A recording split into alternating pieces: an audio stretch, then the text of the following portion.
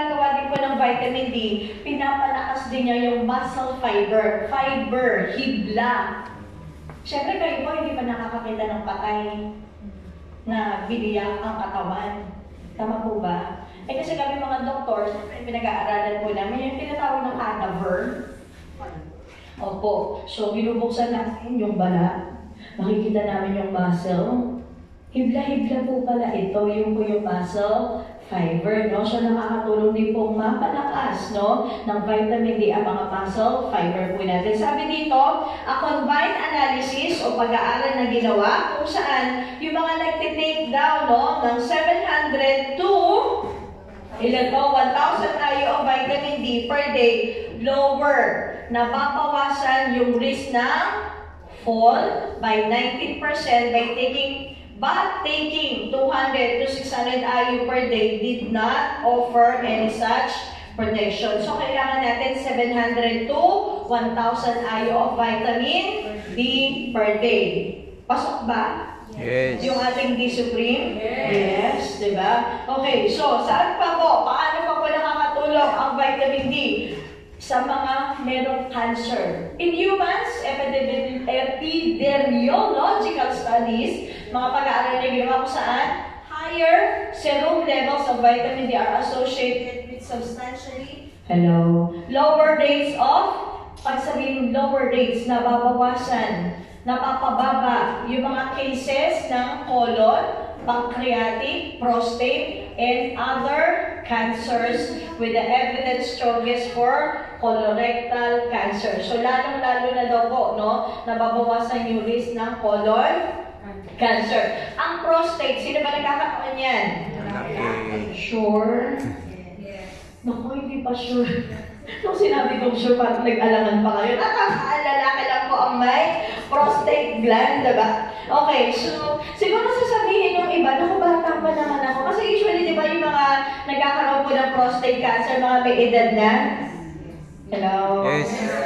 Pero, kahit po kasi mga bata pa ang edad, pwede na magkaroon po niyan. No? So, makwento ko na po yung pinsan ko, 30 years old pa lang po, may cancer na siya sa prostate niya. Awa naman po ng Diyos, nakipaglaban sa prostate cancer, inabot naman po siya ng 40 years old bago siya namatay. Pero syempre, kasi nga, inaakala natin minsan, yung mga sakit, para sa may edad lang, hindi po. Hello? Kaya ano po ba malalaman kung may prostate cancer ako sa dugo?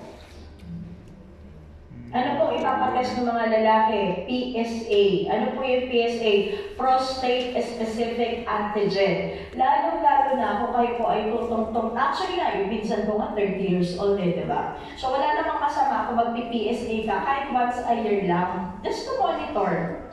Hello? Hello? Oo, kasi may kalaban ako. Kuya, mamaya ka naman noon. Gusto mo ba manood? Pwede ka naman gusto mo doon ka sa table sa labas. Oo, sige ma. Oo, doon ka na lang, no? Oo, kasi hindi nila ako madidinig eh. Okay, thank you, kuya. Pati tayo, ha? Hindi na ako pinansin.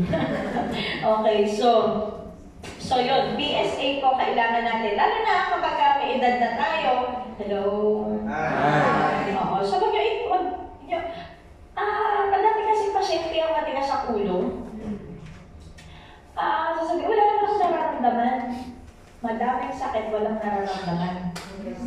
Tandaan po natin yan. Sobrang akala mo okay ka, pero pag nagpa-blood test ka, ang dahil mo pa ng problema sa katawan. Ang sakit, tandaan po natin, mas madaling nagagamot kapag naaagahan. Kesa sa malala na maaaring gumaling ka pa, mas malaking gastos na po ito. Yes. Nagkakaintindihan po ba? Yes. Oo, mga may tinamahan. Madami bang matigas ang ulo dito? Oo, so, una kasing problema ng tao, wala kaming pera, para naman ako magpa-check up. Hello? Oo, pag wala kang pera at kulang ang budget, pwede tayo pumunta sa public hospital. May mga malasakit. Oo, di ba? Pero ako nakilala na operahan sa sa puso, 4 million ang billing, walang binayaran. Hello? Kailangan natin gawa ka ng paraan. Hindi ko pwede lalapit sa yung gobyerno, tutulungan kita. Ikaw ang lalapit sa kanila para tutulungan ka nila. Dahil hindi naman nila alam kung sino nangangailangan. Tama. Huwag kang po-pray. Hello? O mamatay ka na, ma-pride ka pa rin. Nagkakaintindihan po ba? Eh, ang haba pa ng pila, libre yun eh. Hello? Oo, madaling tinamaan. Huwag po tayo, kasi nandiyan pa yung gobyerno para tulungan tayo, di ba? So, katulad po nung aking isang pasyente sa head office, pupunta siya doon. Sabi niya, actually, di pa nagpabukas yung day, nagkataon, nandun ako. Sabi ng nurse, Doktora, may nag-aantay ko sa inyo, may magtatanong daw ng product. Sabi ko, okay, diba? Napakaswerte naman yan, nandito ako sa head office, kinausap ko siya. Sabi niya, Doktora, matagal na po akong inactive. Nagkasakit po ako, kaya po naalala ko yung product natin. Sabi niya, hindi pa nagkasakit no? Alam po naman po maganda yung product natin. Tatanong ka lang po sana, maganda po para sa karamdaman ko. Kasi po, hinatulang mag-dialysis. Bata pa. Siguro wala pang 30 years old. Magda-dialysis na siya. Tapos, construction worker siya. Magkano yung dialysis? Hello? O, diba? Sabi niya, magda-dialysis daw siya. Ayaw ko po! Galit pa. Ayaw ko po mag-dialysis. Kasi po, may mga kaisipan ng ibang tao na kapag nag-dialysis, lalo daw silang mabilis mamamatay. Hello? Yun ang akala ng iba. Una sa lahat, bakit ka ba hahatulan na magda-dialysis? Kasi sira na yung kidney mo. Ano ang trabaho ng kidney? Salain, tanggalin ang mga hindi kailangan ng katawan mo na dumi. Saan ilalabas sa ihi mo? Pinifilter niya yung dugo mo, dumadaan ang dugo natin sa kidney mo, pinifilter niya yung hindi kailangan ilalabas sa ihi mo. Hello? Paano nalalaman kung okay pa po yung function ng kidney ko? Sa dugo din. Kapag ang dugo mo mataas ang level ng creatinine, ibig sabihin, may problema yung bato mo. Bakit po tumataas? Hindi niya nga nasasala, hindi na ilalabas. Dapat ilabas yun. Kaya tumataas kasi nga hindi na siya natatanggal sa katawan mo. Hello? At kapag mataas, sobrang taas na nun, kailangan mo lang mag-dialysis. Bakit? Kapag manatili mataas ang mga toxic sa katawan mo, toxic nga makasama palalasin yung katawan mo, mamamatay ka lalo mas mabilis. Ano ginagawa ng dialysis? Siya yung nagsisilbing kidney mo. Dadaan na yung dugo mo, siya yung magsasala ng hindi kailangan. Nagkakaintindihan po ba? So yung sinasabi ng iba na pag nag-dialysis siya, mas madali siyang mamamatay, hindi po totoo yun. Mas madaling mamamatay kapag hindi magda-dialysis kasi maiipon yung lason sa katawan. Nagkakaintindihan po ba? Sabi ko sa kanya, ayaw ko po mag-dialysis. Okay, sabi ko. Siguro naman ay ipaliwanag sa'yo kung bakit ka i-dialysis. Pero, uulitin ko sa'yo. Inulit ko sa kanya. Sabi ko, may pamilya ka na ba? Opo, meron po akong 2 maliit na anak. Gusto mo pa ba ako makita lumaki yung mga anak mo? Opo. Ikaw magdi-decide, hindi ako, kung gusto mo pang tumagal ang buhay mo. Pero, parang nakapag-desisyon ka na. Kasi sabi mo, ayaw mo mag-dialysis. Hindi ko sinasabi mo mamatay ka ngayon, pero huwag mong aasahang hahaba pa ang buhay mo. Hello? Minsan po kasi may mga tao na kailangan lang ipa-realize sa kanila yung sitwasyon nila. Kasi kung mali ang pagkakaintindi nila sa sakit nila, yun yung mamamalagi sa isip nila.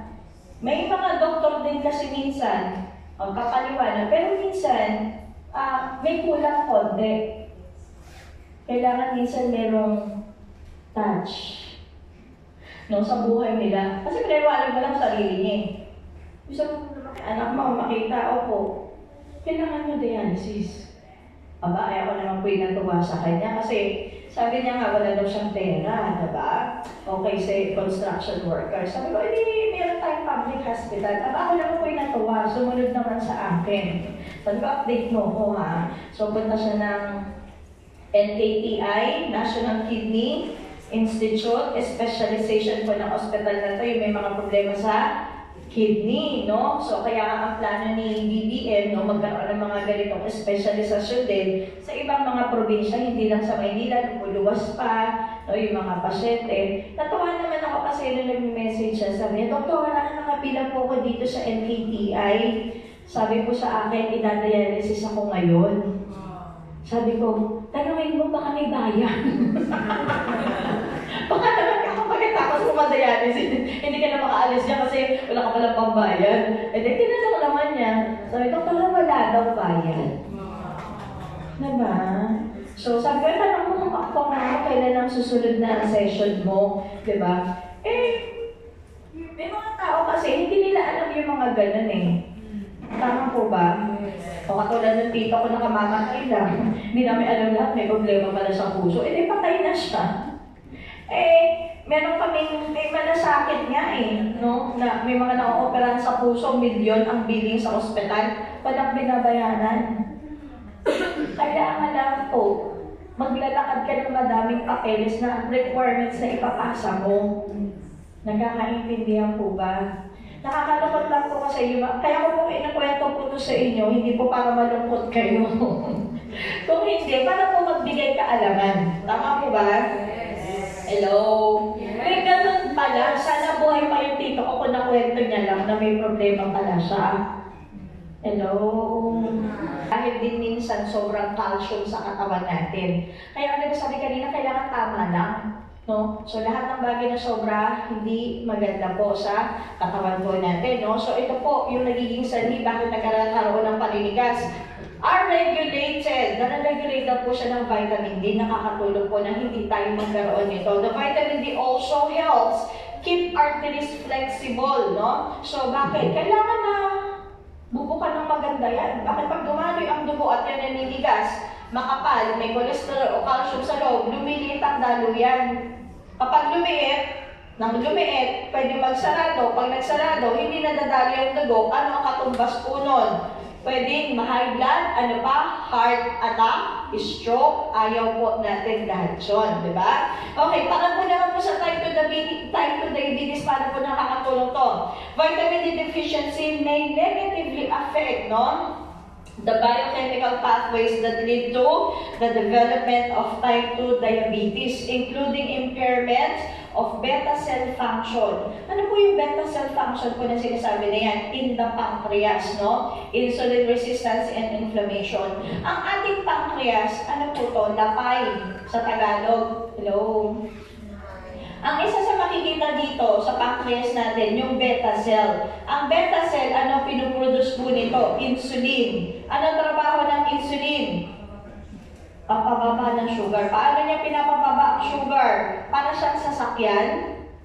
Di ba kumain tayo? Na-digest, na-absorb ng ating blood vessels, yung mga nutrition, including sugar. Hello?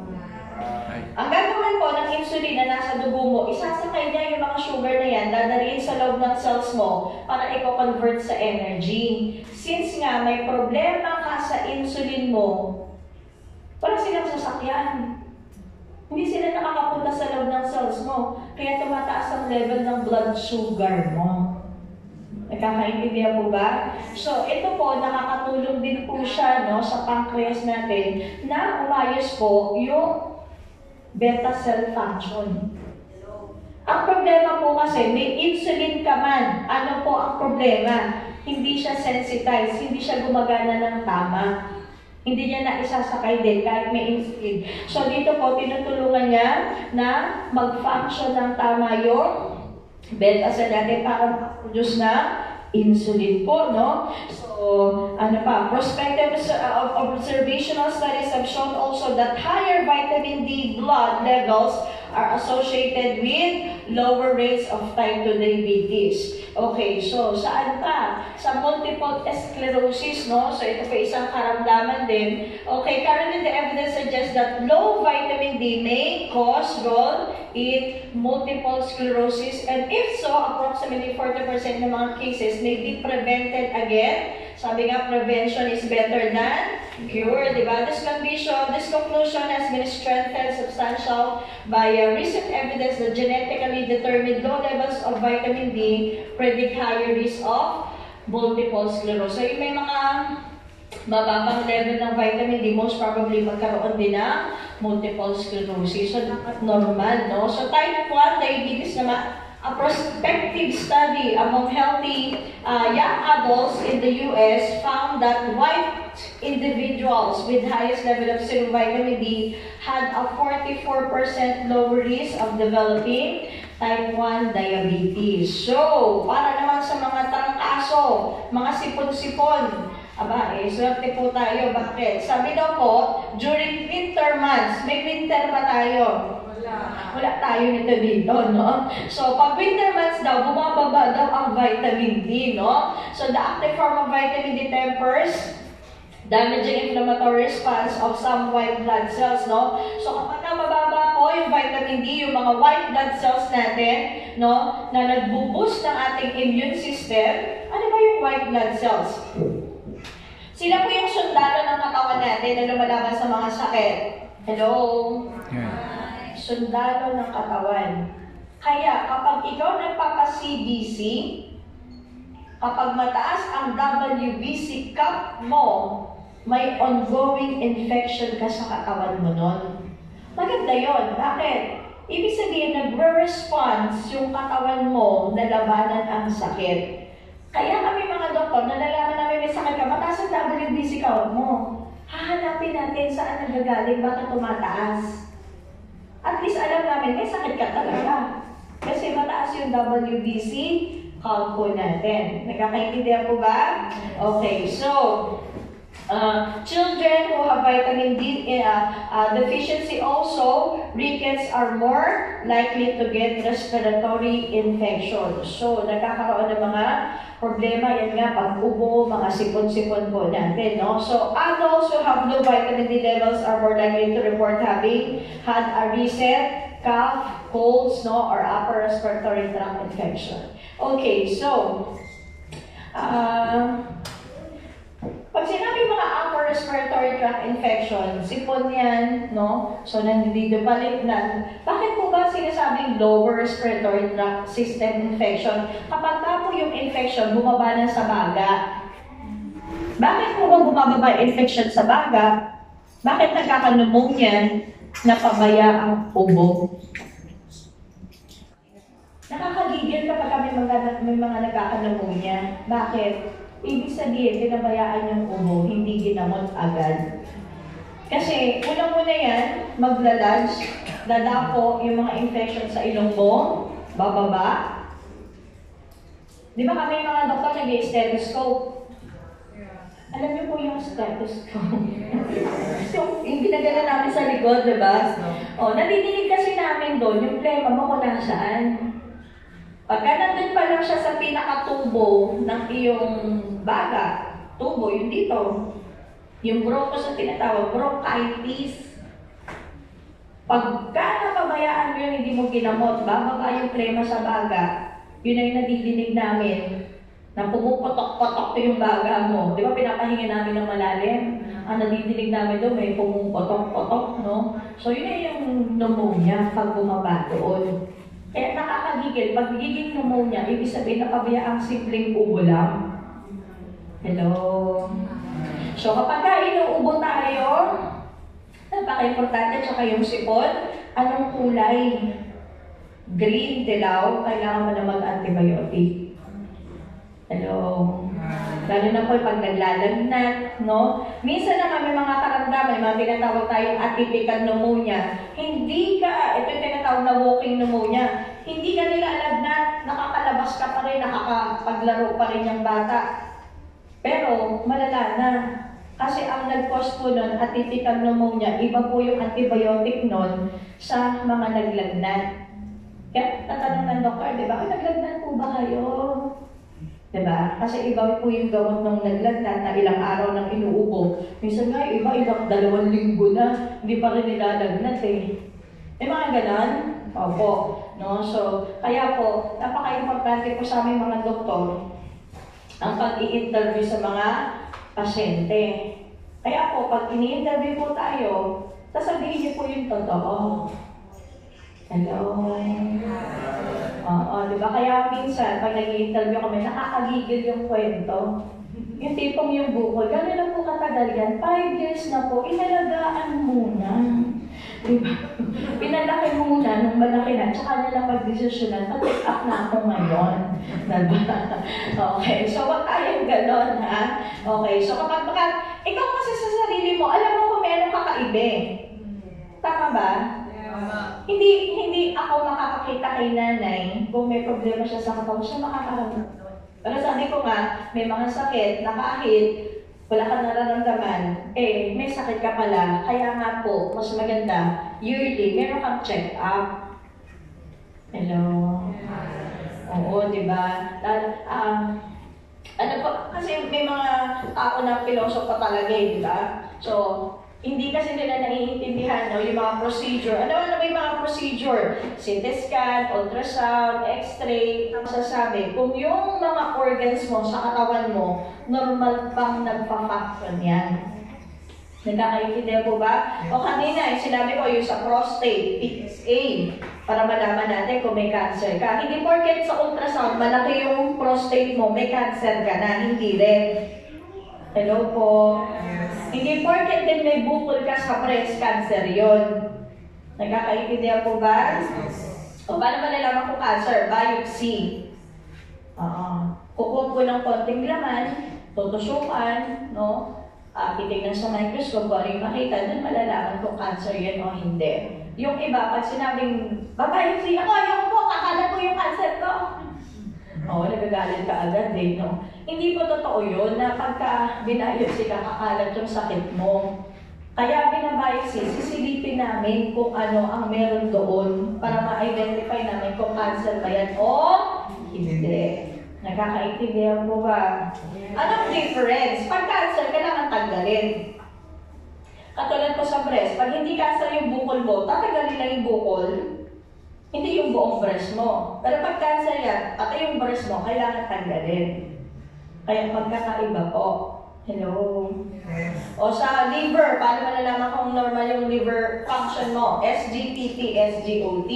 Yung kidney mo, creatinine, di ba? O mataas ba yung uric acid ko? O syempre, uric acid ko yung mga kinakain mo na mataas ang purine, na convert sa katawan mo na uric acid. Akala mo may arthritis ka. Yung palang arthritis mo, bata ka pa, bakit nananakit-nakit? Kasi nga mataas ang uric acid at tawag daw gouty arthritis. So, iba naman yung osteoarthritis dahil naman po yung sa katandaan. Wala po akong pinapatamaan. So, okay. So, yun. So, kailangan natin, no? At least once a year, no? Once a year po. Okay lang po ba yun? Yes. Ako po, taga-Bulacan ako eh. Kasi sa amin sa Bulacan, sa May Kawayan, taga-May Kawayan po ako. Yung generica doon, monthly talaga nag-aano sila, nagpapalaboratory. Tapos yung generica kasi wala akong commission dito. Baka sabihin may commission siguro sa doktor.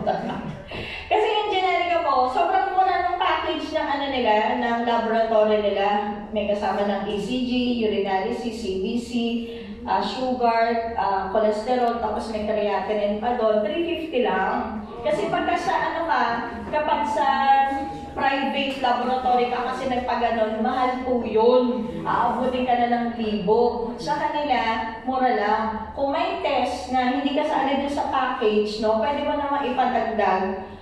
Mura lang din yung idadagdag mo. So, hindi ka gagastos ng ganon. Tapos, after that, pag ilalabas na nila yung result nila, meron ding libreng consultation po yun. No? So, kaya pag grabe 427,000 po, no, na white European ang kasali po sa experiment po na to. 54% daw po had higher risk of dementia na nakita doon sa mga pasyente na mababa ang vitamin D. Ano yung dementia? Nakakalimot na. No? Nagiging makakalimot din na po sila. So, hanggang sa umabot, hindi ka na nila kilala. Tatanong, sino ka? Araw-araw mo kasama mo sa sino ka? Yun po, no? So, ayan. So, hasin, no? Sa mga pasyente na mababa ang vitamin D. So, ano ba? Compared with those having adequate levels of vitamin D, no? So, nakakatulong. Okay, so ano mga pagkain ang pwedeng paggalingan po ng vitamin D? No? So, kung mapapansin natin, sabi dito, few foods are naturally rich with vitamin D3. The best source are the flesh or fatty fish and fish liver oil. Smaller amounts are found in egg yolks, cheese, and beef liver, no? So, ito po, cod liver oil, salmon, swordfish, tuna fish, orange juice fortified, sinamahan lang ng vitamin D, no? Yung mga dairy products, no? Milk fortified din with vitamin D, sinamahan lang. Mga sardines, beef liver, egg yolk, fortified gel. Pero sabi nga kanina, konti lang ang nakukuha natin po dyan. So, ito lang po, no, yung structure ng vitamin D. Yun lang po yung minip-explain po dyan. Ito yung sinasabi ko kanina, na kapag nagpaaraw ka ba, makakakuha ka ng vitamin D? Hindi po. Ano po nangyayari? Kapag tinamaan ng araw, ano ba meron sa araw? UV light, di ba? UV rays. Kapag ako yung tumama sa ating balat po ito. Hindi po ito kahoy. Makakala nyo, kung meron itong kahoy, hindi po balat nyo po iyan, no? So, yung anti-skin. Okay, so kapag tinamaan ng UV light ang balat mo, merong enzyme po dyan. At alam naman din po natin, sa ilalim po ng balat po natin, merong mga cholesterol. Tama po ba? Okay, so ano po nangyayari? This UV radiation reacts with enzyme in the skin, initiating the production of vitamin D. Yung mga cholesterol po, no, sa ating balat, ay nako-convert po sila sa vitamin D kapag tinamaan ng UV at magre-react sa enzyme para magkaroon tayo ng vitamin D. Kaya po mapapansin po natin, no? Yung mga baby, di ba? Pinapabilad po natin sa araw. Anong ginagawa natin sa kanila? Tinatanggal natin yung saplot sa katawan nila. Tinatanggal natin yung dagat, di ba? Ina-expose natin yung skin kasi maliit pa yung surface area ng balat po nila. Hindi katulad po natin, pag lumabas ka, tatama talaga sa balat mo kasi malaki ka na. Baka kasi meron dyan magbilad sa anak ko. Sabi ko yung baby magbilad sa nakahubad, maghuhubad din ako. Hindi mo kailangan maghubad. Naku, baka mapagkamala kung may tama. Pag lalabas ka naman yan. So, hindi kailangan natin maghubad kasi nga, palaki na tayo, na-expose na yung balat po natin. No? Hindi katulad ni baby, maliit pa. Diba? At tandaan po natin, kung nagpasika tayo sa araw, mas maganda sa umaga mo gagawin kasi sa umaga hindi masakit sa balat. Napansin niyo po yun? Try mo umaga malamig. Kahit merong araw, hindi ganun kasakit. Alas 12, alas 3, subukan mo lumabas dyan. Tignan mo kung tatagal ka. No? Ang sakit sa balat no? Kahit mga 30 minutes lang, okay na po yun. Hindi mo kailangan magbilad maghapon. Nagkakaintindihan po ba? Okay, so the following are conditions na nagpapababa ng exposure natin sa UV light. Sabi nga, kailangan natin, pero hindi naman kailangan ng sobra. Paano daw hindi na-expose? Kasi nga yung iba, di ba, gumagamit ng sunscreen. Natural, kaya nga sunscreen, protection sa UV. Di ba? So, pag nag-sunscreen ka, hindi ka tatamaan na tamaan ka man, tatalbog lang siya sa balat mo. So, walang effect, di ba? So, yung mga nag-wear, no? So, yung mga nag-wear ng mga long sleeve, di ba? Full clothing that covers the skin, hindi syempre na-expose yung balat nila sa UV. Spending limited time outdoors, no? Let's face it, ngayon sa mga panahon po ngayon, dahil sa teknolohiya naman po tayo bihira na yung lumalabas. Sa mga kabataan na sa bahay na lang, tablet, laptop, cellphone, tama po ba? Hindi katulad ng mga panahon ng mga, ako naranasan ko pa yung magpiko, magharangan taga. Ano yung harangan taga? Ay, hindi nila alam. Yung ang tawag doon, yung gano'n, patintero. Kasi sa amin sa Bulacan, tawag harangan taga. Tatagain ka kasing ganyan, di ba? Harangan ka agad, no? So, di ba yung mga tinatawag na shot? Sino naka-experience ng shato? Oo, di ba? Naku, ang dami, di ba? Huhukay ka pa ng lupa, di ba? Para maganda. Ang sarap ng bata tayo, di ba? Ngayon wala nang masyadong ganun. Baby pa lang, marunong nang mag-cellphone. Baby pa lang di ba? Pag pinakita ka talaga ng cellphone, talagang natahimik na si baby, di ba? So, ayan, kasi hindi na siya masyado nakakalawa sa mga tao. Nood nga ng sinis, ano na ginagawa sa bahay din? Netflix, di ba? YouTube, kahit wala ka Netflix, may YouTube, so may data ka lang, may wifi ka lang, di ba? Sino pa? Yung mga taong maiitim! Opo, kasi pagka maitim po, madami silang melanin, protection sa UV din yan, no? So, ayan. So, kaya mas mababa ang vitamin D mo kasi nga napaprotection ng kanang kaitiman mo, no? Dahil sa mas madaming melanin pigment sa balat mo. Yung mga may edad na, no? Older ages, when there is a decrease, no? And vitamin levels and change in their skin and population that is likely to spend more time spend ng more time indoors po, no? So, certain seasons, no? Siyempre, kapag mga taglamig, ayan, so siyempre, hindi tayo masyado exposed sa araw kasi nagtatago po sa ulap. Okay, so, ano-ano naman po yung mga symptoms na malalaman mo na may problema ka pala or kulang ka pala sa vitamin D, no? So, vitamin D deficiency may occur from lack in the diet, poor absorption, or having metabolic needs for higher amounts. No? People with inflammatory bowel diseases, no? Yung may mga problema po sa bituka po nila, hindi na-absorb masyado yung vitamin D po, no? Sa kanilang bituka. Eh, syempre, magkakaroon tayo ng problema dyan. Yung mga tao na obese, kasi po, yung mga vitamin D, kasi nga fat-soluble, na-i-store lang as excess fat po sa katawan po nila, no? So, hindi kagad readily available kapag kailangan po ng katawan po natin. At yung mga tao din po na nag-undergo ng tinatawag po nating gastric bypass surgery. Ano po ginagawa po dyan? May mga part po ng bituka nila, no, tiyan nila, na binabawasan para konti lang yung ma-absorb ng mga nutrisyon. Yung mga sobrang taba po ng mga tao, pinapagawa po nila yan sa sarili po nila, no? So, parang na po konti lang yung nutrition na ma-absorb, konti lang ang pagkain na makain po. Natural na bawasan, hindi masyadong na-absorb na maganda ang vitamin D, no? So, yan po yung mga nagkukos. Bakit hindi po tayo na-absorb na maganda sa katawan natin ng vitamin D. Ano pa? Kapag kulang naman po sa mga vitamin D, anong mga kondisyon na po pwede pong mangyari po sa atin? Ayan. So, rickets, ito po yung mga problema, kondisyon kung saan ang mga kabataan po, malambot ang mga buto po nila. No? Skeletal deformities caused by failure of bone tissue to harden. Since nga po kulang sila sa vitamin D, hindi maganda absorption ng calcium, phosphorus, yung mga buto po nila, madaling ma-deform, hindi po matigas kasi, no? So, at hindi lang po yun, madali pang ma-fracture, yung pa po yung problema po sa kanila. Osteomalacia naman po para sa mga adults, no? Nagkakaroon ng mga panghihina, mga panglalambot na po ng buto that can be reversed with supplementation. So, ano pa? Vitamin D toxicity, sabi ko nga, kanina, oil. Ang MCT po, ibig sabihin po niyan, medium chain fats, no? Or triglycerides po, no? So, medium chain po siya, triglycerides. Okay, so, ano po ang benefits naman natin sa NCT?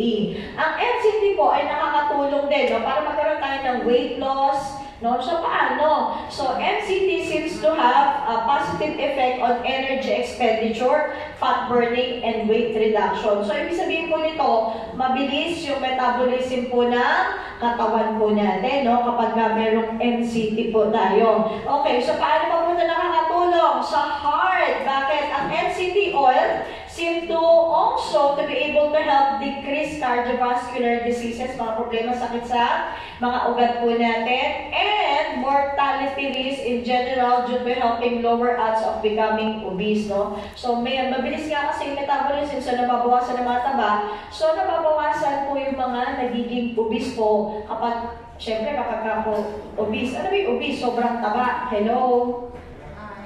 Sobra sa timbang. Hindi po ako titingin. Okay. So kapag ako kasi sobra sa timbang, mataba tayo sobra, madaling mamatay. Hello?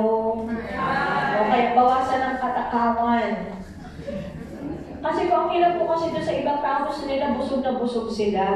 Okay lang po yung busog lang. Okay lang po ba yun?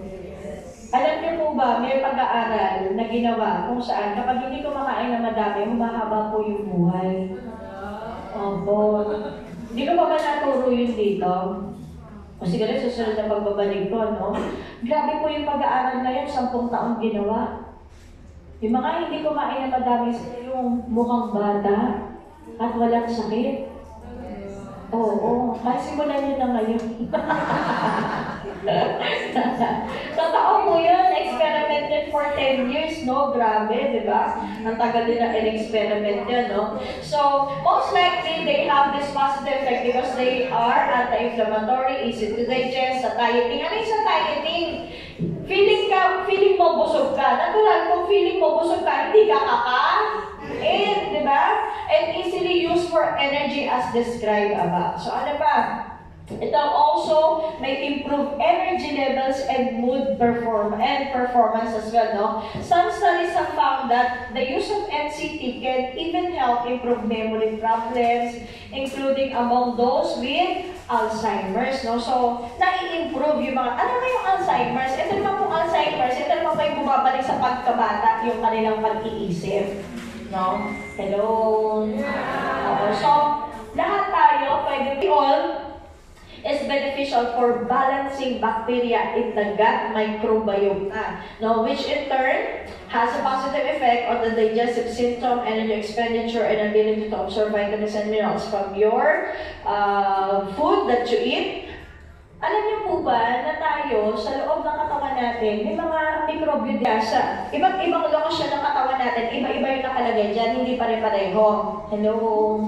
Kaya nga diba, may mga kababaihan tayo, mas madalas tayo mag-UTI kaysa sa lalaki.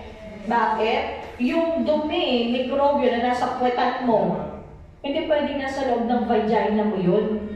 Pag napunta yun sa vagina mo, magkaka-UTI ka. Kasi ibang bakterya yung nandoon dapat sa vagina mo. Eh, minsan nga kasi mali yung paghugas mo, no, napupunta yung kamay mo pag ano, dun sa vaginal area. Kaya nagkaka-UTI. Hello? O, yung mikrobyo doon, napunta sa bibig mo, magtatahi ka.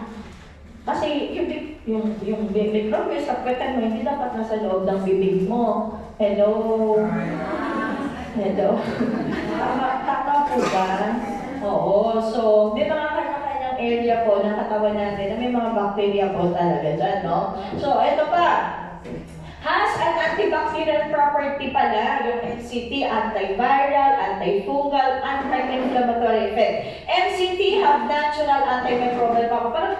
Parang ano siya, parang effect niya, parang antibiotic, eh, no? May help balance the bacteria in the gut, no? Another great thing about MCT is that they capable of reducing bad bacteria, pero hindi nila nahaharm yung mga good bacteria po sa bituka po natin, no? Considering we need also the good kind of intestinal health and digestive function. Natural po maganda ang health ng ating digestive system, maganda ang absorption ng mga nutrients sa katawan po natin. And good news because we do have here right now our D-Supreme, diba?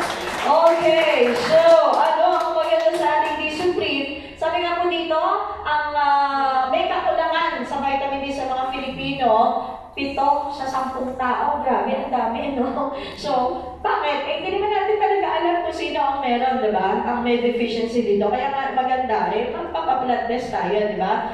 Actually, napag-usapan na natin ito kanina. Vitamin D deficiency is linked to chronic diseases such as heart diseases, osteoporosis, cancer, and diabetes.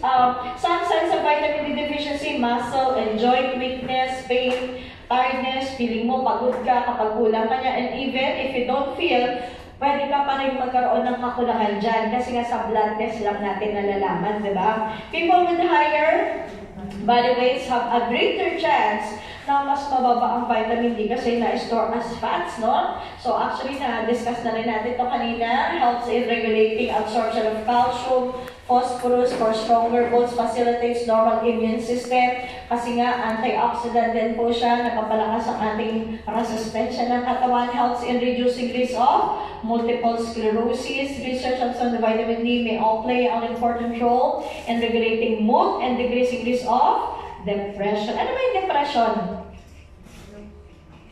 Kapag yung stress mo nakaka-apekto na sa trabaho mo, yun po yung depression. Hello? So, para hindi ka magkaroon ng depression, yung stress mo hindi mapunta sa depression, ayan, mag-vitamin D tayo, no? It also supports weight loss. 1 capsule a day gives your daily requirement of vitamin D, 800 IU safe for daily intake natin. So, ang ating vitamin D keeps also our 36 vital organs functioning superiorly. Grabe, no? So, lahat po ng organs po sa katawan natin is being supported by normal level of vitamin D. At, gaya ng sinabi ko kanina, ang ating D Supreme ay nagdalaman na 1,000 IU at hindi lang vitamin D ang laman, kung hindi meron pa siyang MCT oil, no? So, okay. So, boost cognitive function, supreme absorption, better immune system support. At madahil nga po mga experiment po na ginawa kung saan, maganda po talaga ang vitamin D sa katawan po natin. So, easy to swallow? Naku, bakit naman hindi? Napakaliit lang. Ay, kasi siguro bata, di ba? Madali siyang inumin, di ba? So, small soft gel capsules, ang laman po ng isang box po natin, 60 soft gels po yan, no? So, magkano po siya? 490 pesos ang ating distributor's price, SRP 790. So, meron ka ng retail profit dyan ng 300. May commissional points ka pa na 90 binary points of 3. Positional points of 0.069. Okay, so, meron po tayong NPP kapag meron tayong bagong produkto. Tama po ba? Yes. Oo. So, ano yung NPP? New Product Policy. Kapag may bagong produkto, dapat bibili ka ng package na yan. Bakit? Tayo dapat gagamit. Pangalawa, para kapag may bumili sa organisasyon mo ng product na to, mabigyan ka namin ng komisyon. Ang dami kong account, 31. Isa lang kailangan mong bilhin nito. Hindi lahat ng account mo kailangan bibilhan mo nito. Nagkakaintindihan po ba? Kapag hindi ako bumili, anong mangyayari? Hindi naman yun sa pilitan. Hello? Yes. Sabi, commissional points 19. Dito tayo nagko-compute ng komisyong ibibigay sa'yo. Nagkakaintindihan po ba? May bumili sa grupo mo ng isang box ng D Supreme, bibigyan ka namin ng komisyon kung meron kang NPP na binili. Hindi ka bumili. Sabi ko nga, pag bumili ng isang box, sabi sa Unilevel, 5% ng commissional points ibibigay sa'yo sa Unilevel. Ilan ang 5% ng 90? 4.5 pesos. Kapag may bumili isang box sa grupo mo, bibigyan ka namin ng 4.5 pesos. Alam mo, palakpak dyan. Grabe naman si Doktora, 4 pesos pa palakpak ako. Hoy, ikaw ba nagbenta nun? Hindi naman sila. Paano? Halimbawa, 1,000 yung bumili na box. And then may 4,500 ka. Yes. May pumalakpak na. Kasi kanina 4 pesos lang. Nung naging 4,000, pumalakpak. Unilevel pa lang yun. Paano kung may rango ka na? Silver executive ka na. Kung nasa silver executive, 10%. O ilang 10% ito? 9 pesos. Binigyan ka namin ng 4.5 sa Unilevel, may plus 9 pesos ka pa kung silver executive ka na. Paano kung gold? Hindi 20 pesos. Paano kung global? 30% yun. So yung kumpitin nyo. 27. Uy, 4.5 plus 4. Plus 27 pesos, hindi naman ikaw nagbenta, binigyan ka namin. Yes. May Unipay plan pa. Yes. Kapag nasa prime ka, Yes. tama po ba? Yes. Yung commission na pinag-uusapan natin, hindi na ibibigay sa'yo kung hindi ka bibili nito. Yes. Isang beses ka lang bibili, 2,450. Pero lifetime ang komisyong matatanggap mo. Yes. Diba? Kasi yung iba, pag nagkakakita ng NTP, ako naman ng NTP. Naglamo ang kan. Eto pa maganda. May free ka pa. Dalawang ba? Tignan mo ha. 2,450 ang binayad mo sa 5 na to. Magkano yung binigay namin sa yung free? 490 times 2, 980.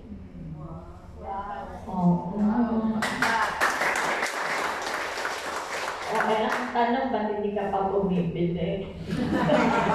Tingnan mo, dami na tao eh. No? Bato-bato sa langit. Okay, ito pa maganda. Naka-NTP ka na. Naka-PMA ka pa. Dati, hiwala yan eh. Di ba? Pag may NTP, iba pa yung PMA. Ngayon nga, sabay niya. Ito pa. So PMA natin for 3 to 6 months, isang box lang. May dalawang free blister. So meron ka 20 soft gel na free. Kapag ka naman, 7 months and above, 5, may plus 2 box. Pero, kung sakasakali na ikaw o yung grupo mo, merong kasali dito, huwag mo silang encourage bumili ng isa lang. Bakit? Kapag bumili sila ng isa, may PMA lang sila. Ano ngayon? Kailangan NTP. Bakit? May grupo din sila. Yes. Bibili din sila ng NTP, kaya huwag na ito bili nila, NTP na lang. Kasi kahit bumili sila ng isa nito, may nagbenta sa grupo nila, wala pa rin silang komisyon makukuha. Kasi ang required natin para makakomisyon, NTP package. Naintindihan mo ba? Yes. At ang libre na to, ngayong buwan lang ng Mayo. Kasi kung bibili sila nito, bibili sila ng ibang buwan ng NPP, and then, ngayon na sila bumili ng NPP, ng D-Supreme, may libre pa. Nagkakaintindihan po ba? Now I know. Tama po ba? Yes. Kahit kasi ito bili nila, sayang. Hindi naman masasayang, pero bibili pa rin sila nito eh. Kasi this is for everybody. Kailangan bibili para maka-commission sila lifetime na D-Supreme na benta ng grupo nila. Yes. Nagkakaintindihan po ba? Yes. Kaya, tandaan po, kapag may bagong lalabas na produkto, ang unang itatanong mo, ano ang NTP ngayon? Nasaan? Kailangan naging ikaw ang unang magtatanong, ano yung NTP, magkano NTP ngayon? Kasi, sigurado, kapag may bagong product, may NTP. Yun na kagad ang bibilin mo. Nagkakaintindihan po ba? Kasi kung hindi ka bibili, sabi ko naman kanina, hindi naman required. Hindi naman compulsory. Pero sayang. Paano 1 million box na benta ng grupo mo? Hindi, sayang yung... Ano yun? 1.5 million din, di ba? O, si Kuya, ang galing mag-compute, palakpakan niyo. Yun ang nawala sa'yo. Isang beses ka lang bibili, inumin mo. Ang dami naman. Benta ko yung iba. Hello? O kung hindi mo man mabenta, o ilang buwan mo naman ubusin yan. Ang sama ng ugali mo, ikaw lang ba tao sa bahay niyo? I-share mo sa pamilya mo. Hello? Tama po ba? Yes. Okay naman. Napakamura kaya yan, di ba? Pero 490, ang laman 60 soft gels, di ba? Okay. Gaano po ba kadami kailangan namin inumin sa isang araw? 1 would be enough. Kasi di ba sabi kanina, ang requirements lang 800 tayo, sa atin 1,000. Pero kung kaya ng budget mo, uminom ng mas madami, nasa sayo naman yon. Hindi ka namin pipigilan. Basta ang maximum lang nito sa isang araw, 4,000. Hello? Yes. So, pwede kang mag-apat na soft gel kung gusto mo. Pero kasi nga, dito tayo sa Pilipinas, malapit tayo sa equator, kasi sikatan tayo ng araw. Hindi katulad ng mga nasa North Pole, South Pole, hindi sila masyadong naaarawan. Hindi katulad natin, kaya nga tayo negro. Hello? Hello? Kaya kami, hindi tayo nag-require na madaming inom nito kasi exposed naman tayo sa araw. Nako-convert ang vitamin D sa balat natin kapag tinamaan po tayo. Unless na lang, kung sa tingin mo ikaw, nasa bahay ka lang lagi, kakaintindihan ko ba? Okay. At saka siyempre, yung mga kinakain mo, yung iba, may vitamin D din, kaya lang ang konti lang. Diba? So, kailangan natin i-supply, diba? Okay, again, just reminding the importance of PMA. Alam naman natin yan, kailangan meron ka para next month, meron tayong komisyon. At make sure na, hello? Merong sadyang magaling magbenta ng produkto. Tama po ba? Yes. Kahit nasa unang buwan pa lang nila, nagkakarambo na. Pinakamabilis po na naging silver executive dito, 1 week. Wow! Opo, may ganon. Kahit po sila ay wala pa dito at nandito pa lang kasi sabi not applicable, hindi pa nare-required. Kaso ka, 1 week pa lang may rango na or dito pa lang may rango na, ito na kailangan. We have to explain it. Lalo na sa mga bago kasi hindi po nila alam yon. Meron po kasing nangyari dito, nag-purchase naman siya ng 300, nandito kasi siya. Nag-encode next month, 5 package. May waiting point siya, akala niya meron siyang month sales bonus na 1.8. Wala namang pumalo. At syempre, nagreklamo yun. Baka magreklamo ka. Diba? Nung chinek yung account niya, hindi niya alam, silver executive na pala siya. Pag silver executive ka na, hindi na pwede ito. Ito na. Correct. Yes. Kaya, paano mo malaman? Sa DTC mo. Yes. Lumalabas doon, di ba, kung ilang na lang kulang mo. Yes. Kino-congratulate ka kung may rango ka na. So we have to explain it to or downline, most especially those who are new. Kasi, pero nga ako nakausap sa office eh. Bago pa lang sila. Malaysian pa yung asawa nun eh. Yung asawa ng Pilipina. Hindi nila alam kailangan ng PMA. Pero benta sila ng benta. Tapos, hindi din nila alam yung